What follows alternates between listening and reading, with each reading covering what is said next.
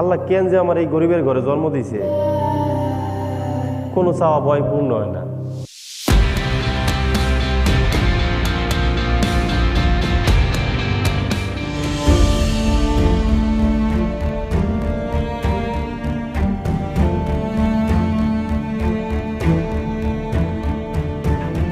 আব্বা, আমার একটা সাইকেল লাগবে।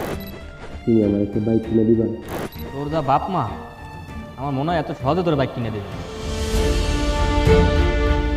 যা চাই খালি নাই আর নাই, আছে বলতে এমন কোনো শব্দ এক মুখ থেকে শুনলাম না।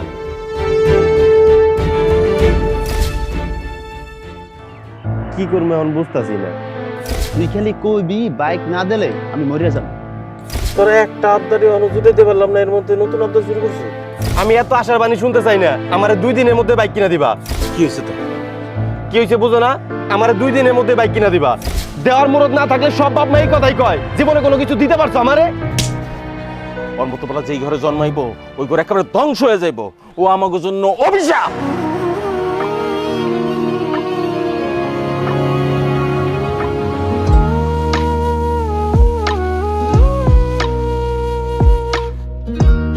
মানুষ হঠাৎ করে হারায় না, মানুষ হারায় পরিকল্পনা করে।